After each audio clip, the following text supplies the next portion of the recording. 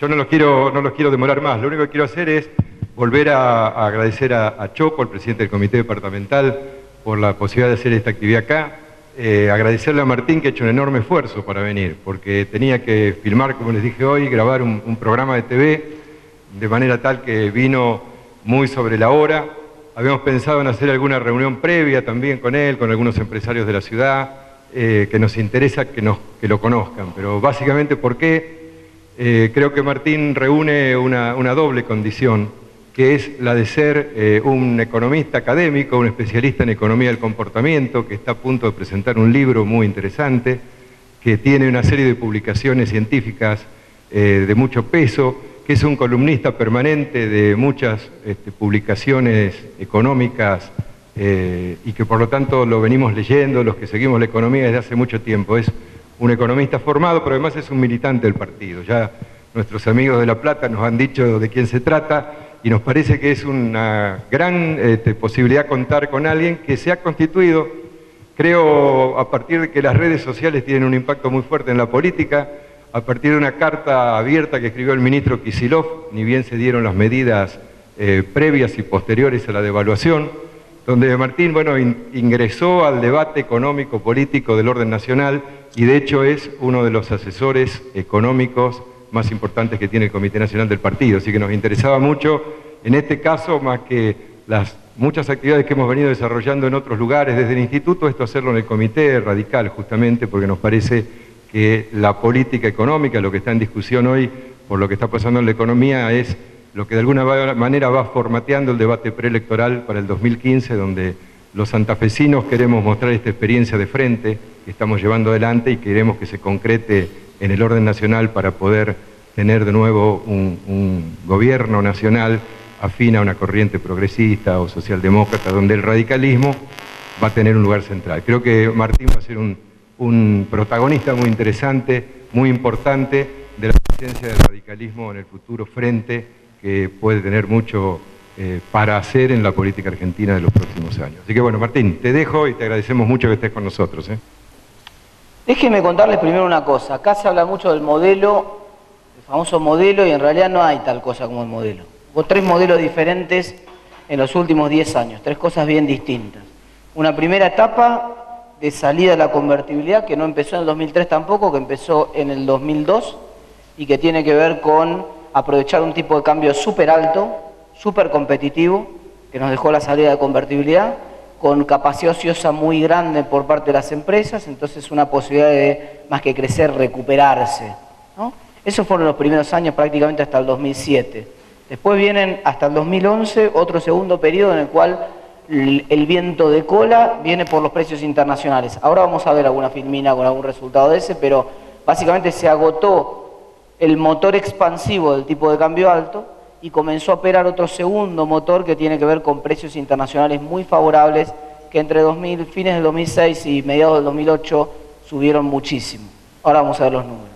Y luego, agotado ese motor de los precios internacionales, porque los precios no pueden subir para siempre, llega un momento donde no suben más, entonces como locomotora deja de empujar, aparece en el último periodo de crecimiento de estos años, en el 2010 y 2011, aparece el último motor, que es el motor de consumo. ¿Sí? El gobierno ya no tenía ninguna posibilidad de crecer con el tipo de cambio, no tenía ninguna posibilidad de crecer con los precios internacionales, entonces infló el consumo. Multiplicó por 3 la tarjeta de crédito, cuotas para todos, esta idea de todo, pescado para todos, bueno, esto nunca hubo pescado para todos, todas esas cosas que prometía el gobierno no había, pero cuotas para todos sí. Cuotas para todos, entonces tenemos toda la tarjeta hasta acá, y eso empujó obviamente la economía, pero también lamentablemente empujó la inflación. Entonces algo de eso vamos a ver. Primero mostrarles algunas filminas rápido. Yo les decía, primero fue el tipo de cambio, pero luego los términos de intercambio. Esa línea negra que va por el medio les muestra la evolución de los términos de intercambio desde el año 86 hasta el año 2010. Miren los términos de intercambio en el año 2001, 2000-2001, y básicamente el nivel 100, y miren los términos de intercambio en los últimos años, arriba del nivel 140, del nivel 150. Para ponerlo esto en otras palabras más simples. Si De la Rúa hubiera tenido los precios internacionales de Cristina, probablemente sería o habría sido Charles de Gaulle o alguna cosa parecida, o Churchill, hubiera pasado a la historia, ¿no? Y si Cristina hubiera tenido los precios que tuvo de la Rúa en su momento, sería hoy Isabelita, más o menos, prácticamente, para que ustedes se den una idea, ponerlo esto en perspectiva. Ahora, les decía yo que ese tipo de cambio que había pegado ese salto tan fuerte en la devaluación del 2002, el tipo de cambio real medido contra la moneda, que ustedes tengan ganas de medirlo, se apreció sustancialmente, entonces el valor de cualquiera de esas monedas en términos reales cayó. En castellano, para la gente que no tiene tanta formación en esto. Es verdad que hoy un dólar sale 8 pesos. Y uno dice, pero salía 1 a 1, ¿no? Salía 1 peso. Sí, pero un peso de hace 20 años atrás no es lo mismo que un peso ahora. Con un peso hace 20 años atrás vos te comprabas una cerveza Quilmes de litro, por ejemplo. Te comprabas una Coca-Cola, te comprabas 2 alfajores, ¿sí? Ahora con 8 pesos no te compras, ni siquiera te compras la latita de medio litro de cerveza si tenés suerte. Entonces, lo cierto es que el 1 a 1 de entonces no era muy distinto, ciertamente no era muy distinto del 6 a 1 de hace muy poquito, ahora está la novedad de la devaluación, de la cual vamos a hablar en un ratito. Básicamente lo que les iba a mostrar en la filmina esa es qué pasó con distintos componentes del balance de pagos en los últimos 20 años, ¿sí? Entonces, una de las características importantes que ustedes ven en el balance de pagos es que hay algunas cuentas, por ejemplo, como la cuenta del balance comercial, una parte de la cuenta corriente de balance de pagos, la diferencia entre exportaciones e importaciones, que es lo que están viendo ustedes acá arriba, que efectivamente dio deficitaria en muchos años de los 90 y empezó a dar fuertemente superavitaria después. Sin embargo, cuando ustedes ven otra línea que viene por acá abajo, no me vayas corriendo el arco porque si no se me complica, esta que viene por acá abajo, esa es la del pago de regalías y servicios, lo que llaman la cuenta servicio, una parte de la cuenta servicio de balance de pagos, que básicamente tiene que ver con la plata que ganan las multinacionales y que se llevan al exterior. Y que esa es una de las cuentas, junto con la otra que viene para abajo también, que es la de combustibles, son las dos cuentas que explican el fuerte problema que ahora tenemos en el sector externo. La de combustibles está muy trillada, no voy a entrar en ese tema ahora, les voy a contar un poco la obviedad del daño que ocasiona tener atraso cambiario en materia de servicios. Argentina tiene un montón de multinacionales que facturan en pesos. Supongan que ustedes eran, por ejemplo, Telefónica Argentina. Entonces ustedes Telefónica Argentina ganaba 5.000 millones de pesos, con un dólar de 5 pesos, se llevaba 1.000 millones de dólares al exterior. Pero como hubo una inflación muy alta y el dólar quedó congelado, lo que pasó es que Telefónica, en vez de ganar 5.000 millones de pesos, pasó a ganar 10.000 millones de pesos. ¿Ganaba más Telefónica? No, ganaba lo mismo que antes. Lo que pasa es que los 10.000 ahora eran lo mismo que los 5.000 de antes, ¿no? Por la inflación. Entonces, pero claro, como el dólar no se había enterado, el dólar seguía subiendo por la escalera mientras los precios subían por el ascensor, lo que terminó pasando es que en dólares terminó teniendo una rentabilidad mucho más grande de manera artificial. ¿Está bien? Entonces eso erosionó de manera fenomenal la cuenta de servicios de balance de pagos y eso generó una salida de dólares muy grande que hizo confundir al ministro de Economía actual y a algunas personas que miraban el balance de pagos y decían, las empresas están de golpe queriéndose llevar todas las utilidades al exterior. Mentira, en términos reales se llevaban lo mismo que antes. Lo que pasa es que por efecto de la inflación y del atraso cambiario combinados, se estaban llevando muchos más dólares. Y esa fue parte del problema que terminó explotando en enero pasado. Pero déjenme mostrarles otro resultado interesante.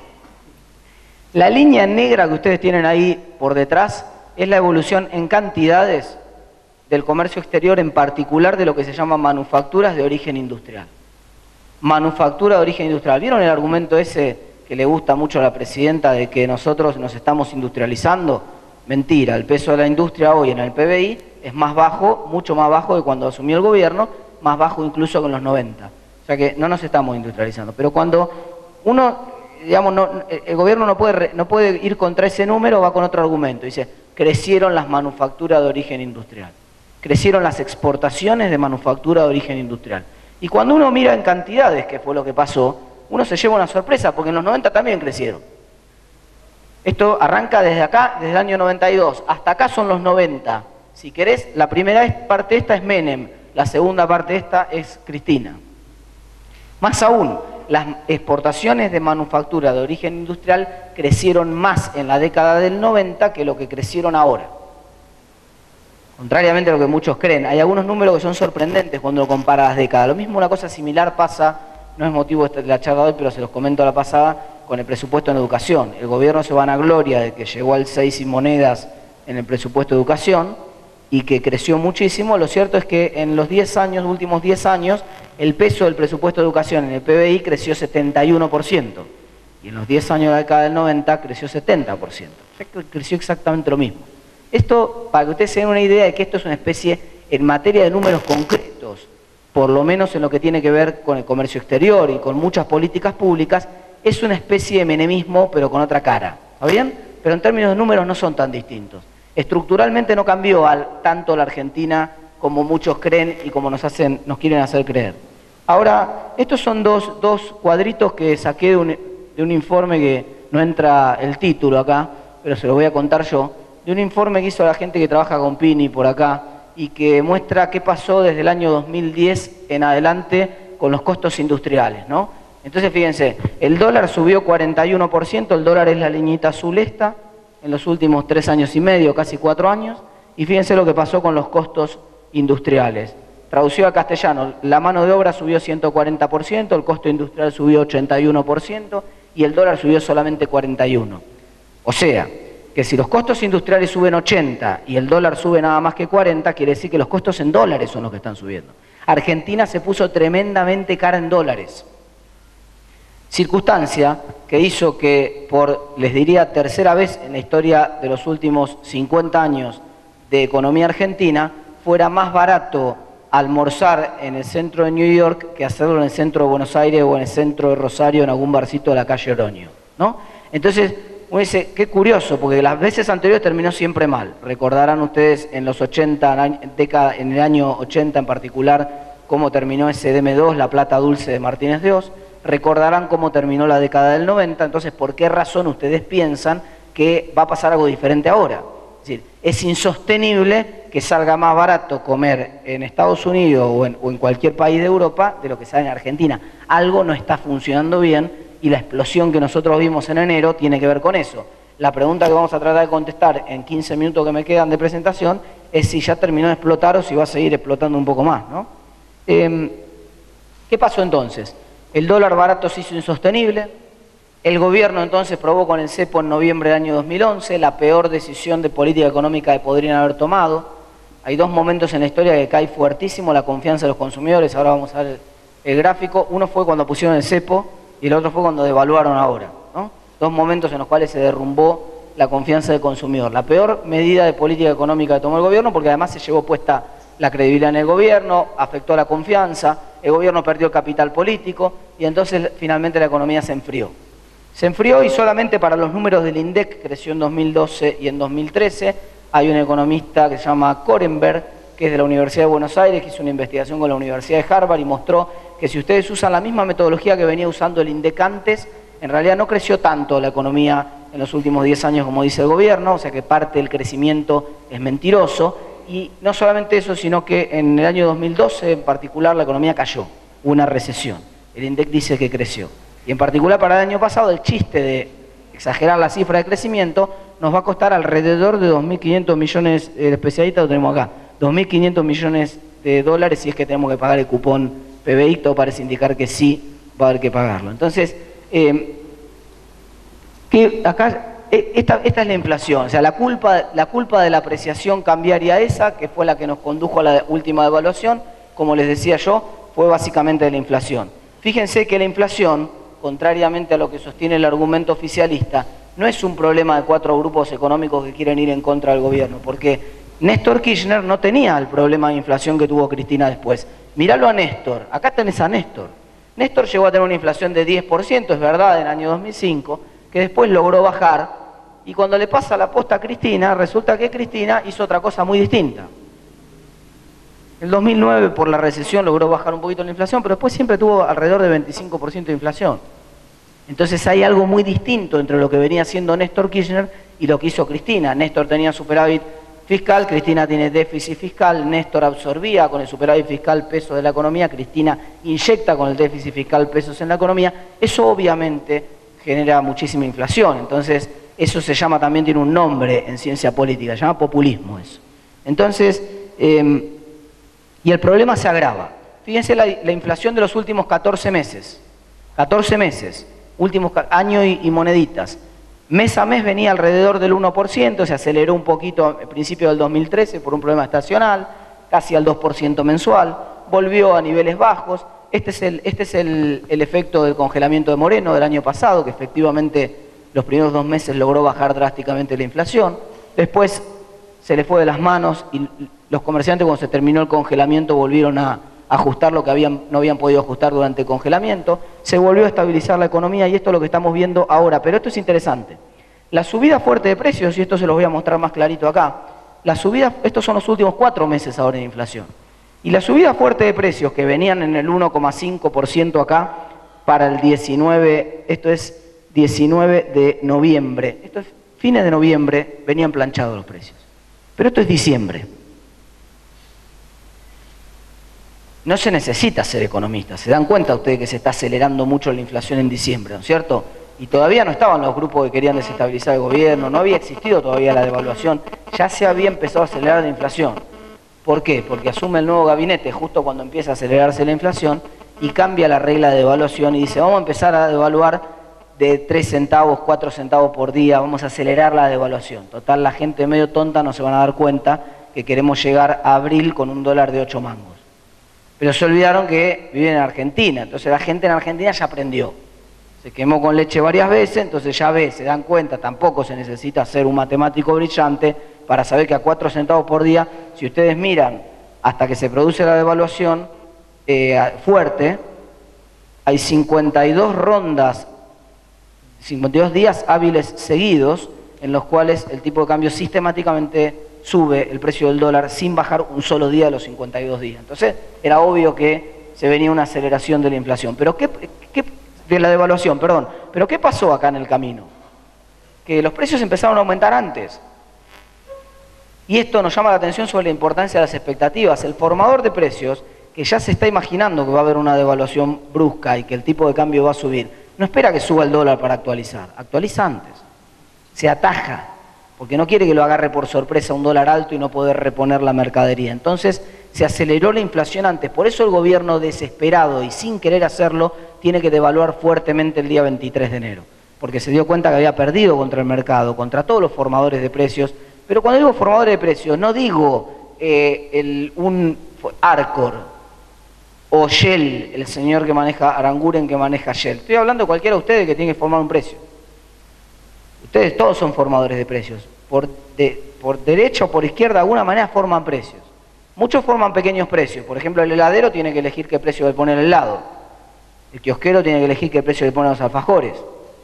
Ustedes tienen que elegir como trabajadores qué precio le piden al gremio que negocie en las paritarias, en las próximas paritarias. Pero sobre todas las cosas, el cáncer de las expectativas inflacionarias negativas y sobre todo las expectativas de devaluación hace que si ustedes esperan una inflación más alta en los próximos meses, convaliden aumentos de precios que efectivamente se producen. En un contexto de estabilidad de precios, es imposible que cualquier comerciante que quiera manipular precios pueda aumentar, por ejemplo, 10, 15% o como se vio hace poco, 20 o 30% los precios de un día para el otro. Es imposible porque en un contexto de estabilidad, cualquier persona que llegue a una góndola donde hay un producto que subió 30% no lo compra. Piensa que el tipo es un chorro, se va a buscar otro comercio. Ahora, si vos crees realmente, vos consumidor, crees que la inflación en los próximos 12 meses, como dice la Universidad de ITEL, hace una encuesta todos los meses y la última encuesta que hace representativa de todo el país, los argentinos creen en promedio que la inflación va a ser 41% en los próximos 12 meses. Si la gente espera un 41% de inflación, entonces no se sorprende cuando llega a la góndola y efectivamente los precios subieron mucho. Le parece cosa natural, convalida comprando las remarcaciones de precios. Y por eso es que es tan pernicioso la cuestión de las expectativas en materia de inflación. Encima, resulta que la inflación y el dólar van de la mano. En el largo plazo la relación es casi lineal, en el corto plazo depende de la confianza, pero básicamente esta es la relación que tienen ustedes entre cuántos pesos había en la economía por cada dólar. ¿Cuántos pesos había en la economía por cada dólar? Y esto empieza cuando asume Néstor. Había en principio 4 pesos por cada dólar y ahí estaba más o menos el valor del dólar. Domaron bastante la cosa y llegó a haber casi 2 pesos por cada dólar, le pagaron al Fondo Monetario y entonces se cayeron las reservas, pero después se volvieron a recomponer. Esto vino casi con normalidad hasta el año 2011 cuando empezó a subir drásticamente. Y ahora si ustedes llegan hasta ahí arriba, en estos momentos en la economía argentina hay 12 pesos por cada dólar aproximadamente. No es casualidad que el dólar blue ande rondando los 11. Es verdad que es un rezago viejo de la convertibilidad mirar la relación entre dólares y pesos. Pero cuando vos no tenés nada de moneda, la gente no cree en tu moneda, no hay confianza en la moneda, la única moneda posible es una especie de convertibilidad de la moneda. Si la gente no le cree a la moneda, salvo que pueda cambiarla por alguna otra cosa. Y cuanto más cae la confianza en la moneda, más patente y más estrecha se hace esta relación entre la cantidad de pesos y la cantidad de dólares en la economía. Si vos tuvieras la confianza que tiene el gobierno sueco, por ejemplo, o la confianza que tiene la gente en el Banco Central Europeo, probablemente podrías tener muchas menos reservas. No necesitarías ni el 20% de las reservas que tenés ahora. Y no se iría el precio del dólar. Ahí no existiría esta relación entre cantidad de dólares y cantidad de pesos. Pero cuando la gente no te cree, cuando tenés un 25% de inflación y subiendo fuerte, entonces esa relación se hace muchísimo más fuerte. Y hay que tener mucho cuidado de inundar de pesos el mercado y de que te queden pocos dólares porque eso se va directamente al precio del dólar. Ahora, ustedes preguntan, ¿cómo sigue la película en estas dimensiones que me interesan a mí ahora? ¿Qué va a pasar con el dólar? ¿Qué va a pasar con la inflación? ¿Qué va a pasar con el crecimiento? ¿Con el empleo y con las consecuencias electorales? Fíjense, estas son las expectativas de inflación de las cuales les hablaba hace un rato.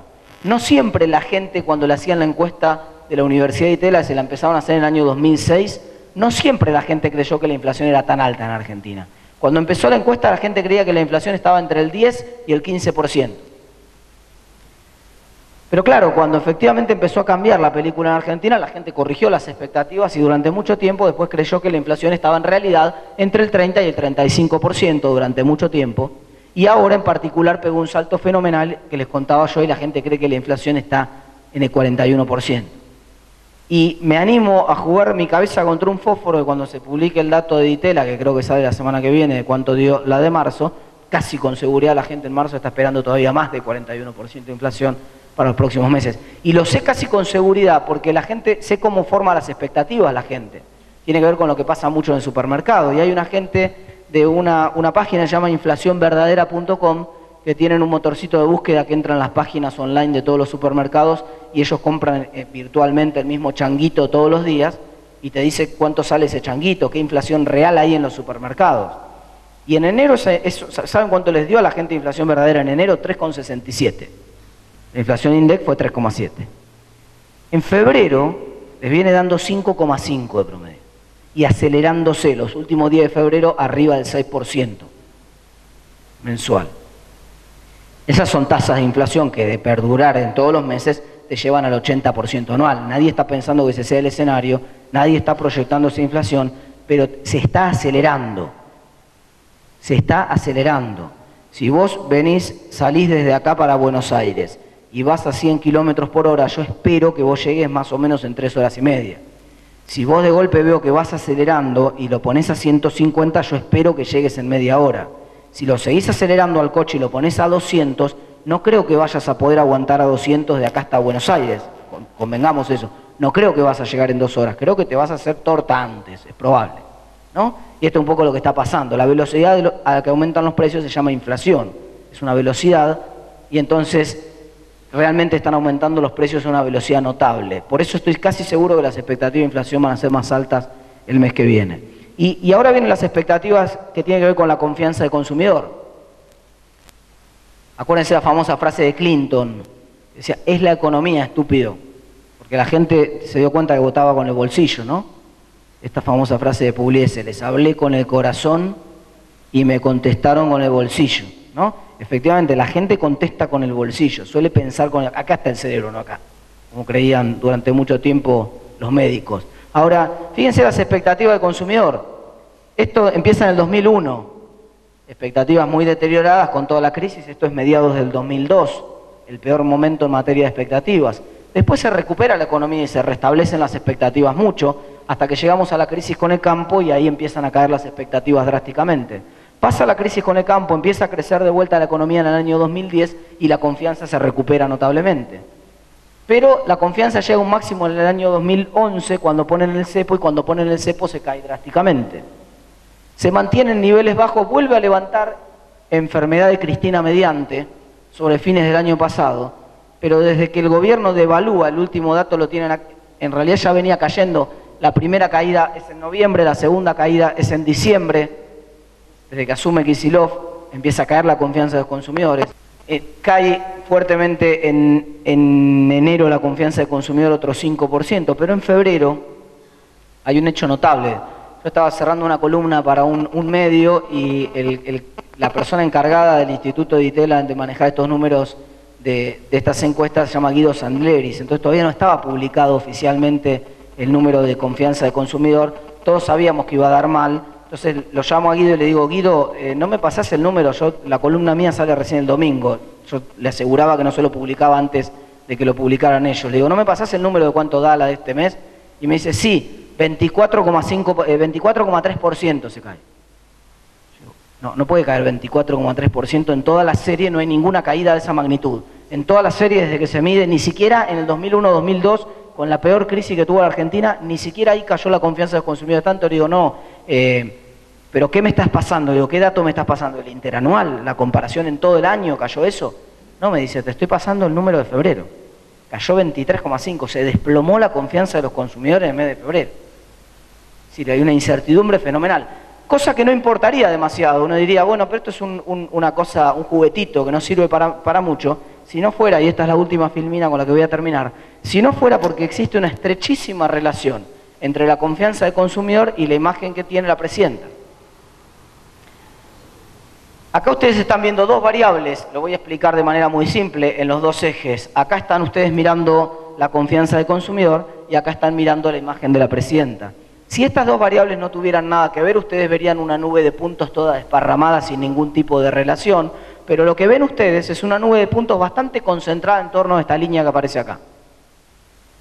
Y es más, hay un indicador que les muestra hasta qué punto esto es real, no lo ven ahí, está acá adelante, pero yo se lo voy a traducir a castellano.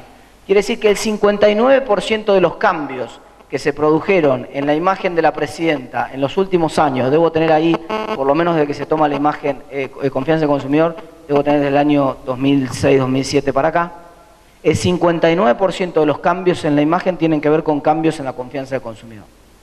Quiere decir que la imagen puede haber cambiado por otra cosa también, ¿no? O sea, puede haber cambiado, por ejemplo, porque se enfermó la presidenta y mejoró la imagen, no te lo capta la confianza del consumidor. Se puede haber deteriorado porque la presidenta se mostró muy seguido con vudú en un acto y entonces el vudú está quemado y se deterioró la imagen. O sea que no digo que sea lo único que importa a la economía, pero ciertamente es una variable que explica el 60% de los cambios de imagen que tiene la presidenta. Y como el panorama es bastante complejo en lo que viene, ¿y por qué digo que es complejo en lo que viene? Porque el gobierno devaluó, dio un primer salto, puso el dólar a 8 pesos, pero se le fue de las manos la inflación. Entonces, lo que estaba bien, uno dice, está bien, 8 pesos quedó bien, lo estabilizaste, hubo alguna duda ahí si ese era el valor, ahora parece que está bien, estamos de acuerdo, 8 pesos estaba bien, el gobierno dijo que ellos estaban contentos con el dólar en 8 pesos. Una cosa paradójica, ¿no? Porque es el único caso de un gobierno que sufre un ataque especulativo que le pone el valor del dólar justo donde querían ellos. Es increíble. O sea, primero que habían sufrido un ataque especulativo y al otro día reconociendo que les parecía bien el valor del dólar en 8 pesos. Una cosa inverosímil, ¿no? No pasó en ningún lugar del mundo. Ahora, lo cierto es que con la inflación que estamos teniendo, en 2 meses prácticamente suma 10%. Dentro de 2 meses lo que estaba bien a 8 tiene que estar a 8,80. Porque todo lo que sale 8 pesos hoy dentro de 2 meses va a salir 8,80. Entonces, si el dólar no va acompañando ese aumento de los precios, va a pasar lo mismo que pasó del 2011 para acá. Se va a acumular atraso cambiario, es una olla a presión y en un momento el gobierno no va a poder aguantar el valor del dólar y va a tener que producir otra devaluación brusca. Y cuando produzca otra devaluación brusca, otra vez se van a caer a pedazos la confianza del consumidor, otra vez se va a deteriorar la imagen de la presidenta y no sé cuánto puede aguantar en esto. Por eso es delicada la situación, no es que yo lo estoy diciendo me parece a mí. Nos jugamos un tiempo importante para julio y agosto. Ahora no, en los próximos 2 meses está estable, la van a entrar dólares, no hay problema. Pero para julio y agosto, cuando se acumulen 4 o 5 meses de inflación alta si el dólar sigue clavado en 8 pesos, cuidado porque tenemos de vuelta la bomba del atraso cambiario otra vez más. Y sabemos que esto está muy relacionado con la imagen política. Para terminar, nos decía quien me precedió en el uso de la palabra, que no se podía anteponer la política, la economía a la política, sino que se debía dejar la economía al servicio de la política. Y en realidad, yo me permito, no digo disentir, ni siquiera es un disenso, estoy de acuerdo en general en eso, pero yo voy un poquito más allá, creo que en realidad la economía y la política son la misma cosa. No hay tal cosa como, no existe posibilidad de separar la economía de la política, y esto te lo muestra claramente. La confianza del consumidor depende de la gobernabilidad, por ejemplo, entonces la política influye mucho en la economía, pero a su vez la gobernabilidad depende de que a la economía le vaya bien, entonces son dos cosas que están de la mano, íntimamente vinculadas. Y llegó la hora de prepararse. Resulta placentero entrar por ahí y escuchar que alguien está hablando en un comité radical y dice, desde la oposición nos dicen, porque uno está acostumbrado cuando viene de la provincia de Buenos Aires de que la oposición somos nosotros siempre, ¿no? Pero hay que empezar a prepararse, porque los que están sentados acá van a ser los que van a manejar el futuro de la Argentina probablemente a partir del año que viene. Estamos a la altura de las circunstancias. Estar a la altura de las circunstancias quiere decir estar preparado para estos debates, saber que nos van a dejar una momia podrida como nos dejaron en el 99 probablemente, y estar preparado para tomar las medidas que tengamos que tomar. Yo con esto termino, les agradezco mucho y quedo dispuesto para un espacio de preguntas, si querés lo hacemos juntos.